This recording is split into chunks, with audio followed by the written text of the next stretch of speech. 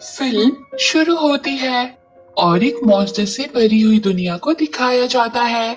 और ये मॉन्स्टर्स रात होने पर इंसानी बच्चों को डराने का काम करते हैं, क्योंकि इनकी दुनिया में छोटे बच्चों की चीखों से बिजली पैदा की जाती है, जिससे वहाँ का हर एक काम होता है। और फिर प्यारे मॉन्स्टर सल्ली और उसके दोस्त माइकी को दिखाया जाता है।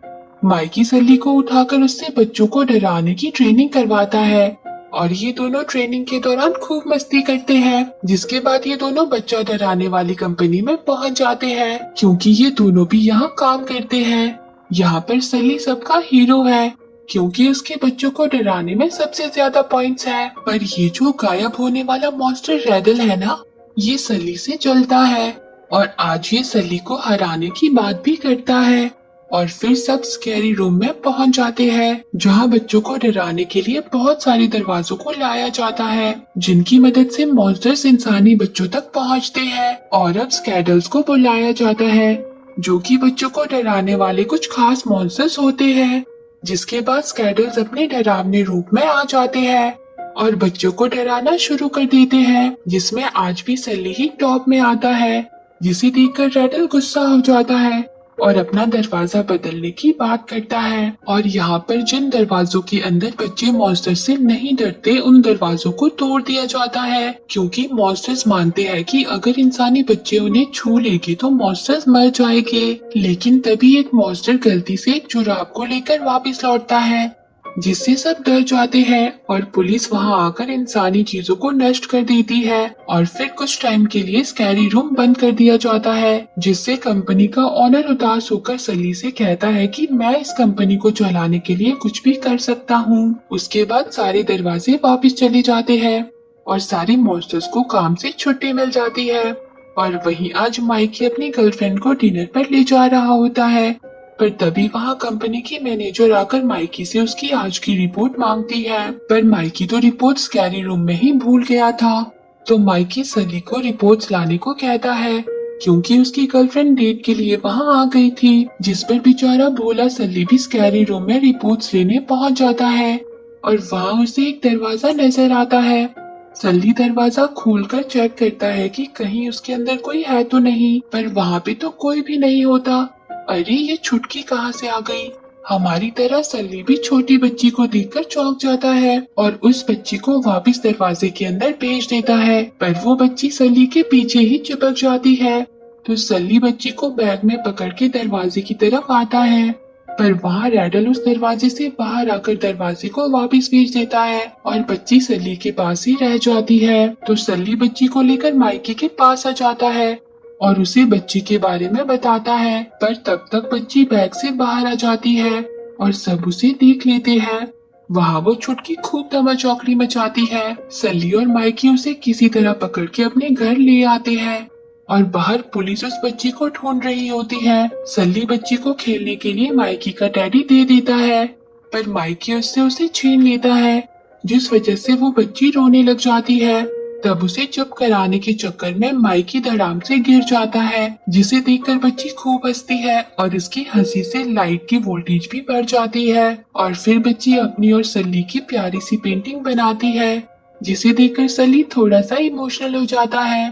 फिर सल्ली उसे अपने कमरे में सुलाने के लिए ले जाता है, जहाँ वो देखता है कि वो बच्ची किसी से डर रही है। तब वो बच्ची सली को रेडल की पेंटिंग दिखाती है, जिससे सली को समझ आ जाता है कि रेडल बच्ची को डराने वाला मॉन्स्टर है। तो सली बच्ची को विश्वास दिलाता है कि यहाँ वो मॉन्स्टर नहीं है, तुम सो जाओ, जिससे बच्ची सो जाती है। और अब सली माइकी से कहता है कि मुझे वो बच्ची खतरनाक नहीं लगी, हम उसे उसके दरवाजे से दोबारा वापस भेज देंगे, फिर सब ठीक हो जाएगा।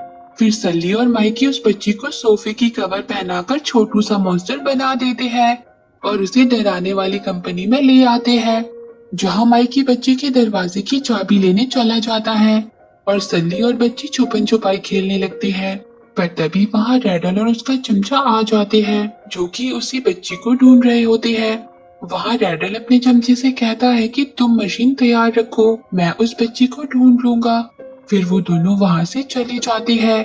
पर अब सली माइकी से कहता है कि वो किस मशीन की बात कर रहे थे, हमें बच्ची को जल्दी से वापस भेजना होगा। जिसके बाद वो स्कैरी रूम में आ जाते हैं, जहाँ माइकी किसी गलत दरवाजे को बुला लेता है, जिसे देखकर सली कहता है कि ये तो बू का दरवाजा नहीं है, उस पर फूल बने थे और वो सफेद रंग का था। बेचारे सली ने उस बच्ची का नाम बू रख दिया था, पर तभी बू वहाँ से गायब हो जाती है, तो वो दोनों उसे ढूंढने निकल पड़ते हैं। जहाँ माइकी को रैडल मिलता है, वो उससे बच्ची के बारे में पूछता है, जिस पर माइकी कहता है कि सब तुम्हारी गलती है, तुम्हें इतनी रात में दरवाजे के अंदर जाकर चीटिंग कर रहे थे। तब रैडल उससे कहता है कि अच्छा ठीक है, अब आधे घंटे में वो दरवाजा वापिस आएगा, तो तुम उस बच्ची को वापस भेज देना। और वहाँ बेचारे सली को लगता है कि बू कचरे की मशीन में जाकर मर गई है, तो वो बहुत उदास हो जाता है। पर तभी उसे बू दिख जाती है। वो उससे कहता है कि मुझे छोड़कर कभी मत जाना मेरी प्यारी नन्ही गुड़िया। जिसके बाद माइकी उन दोनों को दरवाजे के पास ले आता है और कहता है कि रैडल ने सही कहा था। पर रैडल का नाम सुनकर बू डर जाती है और सली को भी रैडल पर विश्वास नहीं होता। तब माइकी उन्हें विश्वास दिलाने के लिए खुद दरवाजे के अंदर चला जाता है, जहाँ रैडल माइकी को वो बच्ची समझ के पकड़ लेता है और उसे अपने साथ ले जाता है। ये देखकर सली और बू भी रैडल का पीछा करते हैं और रैडल माइकी को अपने खुफिया अड्डे में ले आता है, जहाँ वो उस पर एक्सपेरिमेंट करेगा। पर बच्ची की जगह रैडल माइकी को देखकर गुस्सा हो जाता है, वो माइकी पर ही मशीन को चला देता है। पर तभी सली आकर माइकी को वहाँ से बचा लेता है। माइकी और सली बू को लेकर कंपनी के मालिक के पास पहुँच जाते हैं, जहाँ कंपनी का मालिक सली को नए मॉन्स्टर्स को डराने की ट्रेनिंग देने को कहता है, तो सली जोर से गिराता है, जिसे बू भी देख लेती है और वो बहुत डर जाती है। बू रोते हुए कंपनी के मालिक के पास छुप जाती है और माइकी मालिक को रैडल के बारे में सब बता देता है। पर मालिक तो खुद ही रैडल के साथ मिला हुआ होता है, इसलिए वो सली और माइकी को देश निकाला दे देता है, जहाँ माइकी सली पर गुस्सा होता है और वो दोनों आपस में ही लड़ पड़ती है। लेकिन तभी वहाँ एक हिम मानव आ जाता है और उन दोनों को अपने घर पे ले आता है और उन्हें बताता है कि ये जगह बहुत ही अच्छी है और यहाँ एक इंसानी गांव भी है, जहाँ जाने के लिए बस 3 दिन लगते हैं। ये सुनकर सली के दिमाग में एक आइडिया आता है और वो माइकी से कहता है कि हमें आज ही वहाँ जाना होगा और सली लकड़ियों से ही स्केटिंग कार बनाने लगता है। वहाँ माइकी उसे रोकने की कोशिश करता है, पर सली उसकी एक भी बात नहीं सुनता और वहाँ से निकलकर बड़ी मुश्किल से इंसानी गांव तक पहुँच जाता है और वहाँ से सीधा स्कैरी रूम में आ जाता है और बू को बचाने निकल पड़ता है। वहीं रैडल ने बू को मशीन में पकड़ा होता है। रैडल और कंपनी का मालिक बहुत सारे बच्चों की चीखों को इकट्ठा करके आने वाले समय में वो मॉन्स्टर्स के पूरे प्लेनेट पर राज करना चाहते हैं। पर तभी सली वहाँ आकर उनकी बनाई मशीन को तोड़ के बू को बचा लेता है। पर रैडल गायब होकर सली की पिटाई शुरू कर देता है और तभी माइकी भी वहाँ पहुँच जाता है।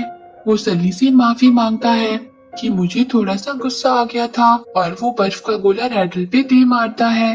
तब सली भी रैडल की चटनी बना देता है। फिर वो तीनों एक बार फिर से स्कैरी रूम पहुंच जाते हैं, पर रैडल अभी भी उनका पीछा नहीं छोड़ता। उससे बचने के लिए वो तीनों दरवाजे पर चढ़कर बू के दरवाजे के पीछे जाने लगते हैं और अनगिनत दरवाजों की दुनिया को देखकर वो हक्के बक्के रह जाते हैं। लेकिन रैडल भी वहाँ आ जाता है और उनके बीच एक बार फिर से पकड़म पकड़ी शुरू हो जाती है, जिसमें रैडल बू को उनसे छीन लेता है। पर सली किसी तरह बू तक पहुँच ही जाता है, जहाँ रैडल उसे नीचे गिराने की कोशिश करता है, जिसे देखकर बू रैडल की पिटाई कर देती है। जिसके बाद वो तीनों रैडल को दूसरी दुनिया में भेज देते हैं और उसका वापसी का दरवाजा तोड़ देते हैं। लेकिन अब बिजली ना होने की वजह से वो बू को घर नहीं भेज पाते और कंपनी का मालिक उन्हें अपने पास बुला लेता है। पर वो तीनों भी एक प्लान बनाते हैं, जिसमें माइकी उनका उल्लू बनाता है और सली दरवाजे और बू को दूसरी तरफ ले जाने लगता है। पर कंपनी का मालिक भी उन्हें देखकर उनके पीछे लग जाता है और बू के कमरे के अंदर आ जाता है। वहाँ सली उसे समझाता है कि अब बू अपने घर पहुँच गई है, तुम उसे अकेला छोड़ दो। तब मालिक कहता है कि नहीं, मैं इस कंपनी के डूबने से पहले ही हजारों बच्चों को किडनैप कर लूंगा। और फिर वो बू को मारने आगे बढ़ता है, पर वहाँ तो बू होती ही नहीं है, क्योंकि ये सली और माइकी का प्लान होता है, जिसमें वो फंस गया था और उसकी असलियत सबके सामने आ जाती है और पुलिस उसे पकड़ लेती है। फिर कंपनी की मैनेजर सल्ली के पास आकर उसे बू को वापस उसके घर भेजने को कहती है, पर इसके बाद सल्ली बू से कभी नहीं मिल पाएगा।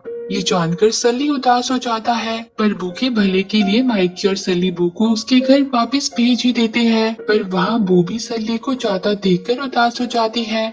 वो उसे ढूंढने की कोशिश भी करती है, पर वो गायब हो जाता है, क्योंकि दूसरी तरफ बू के दरवाजे को नष्ट कर दिया गया था। माइकी सल्ली को बू की याद के तौर पर उसके दरवाजे का एक टुकड़ा देता है, और वहीं अब डराने वाली कंपनी भी बंद हो जाती है, जिससे बहुत सारे मॉन्स्टर्स बेरोजगार हो जाते हैं।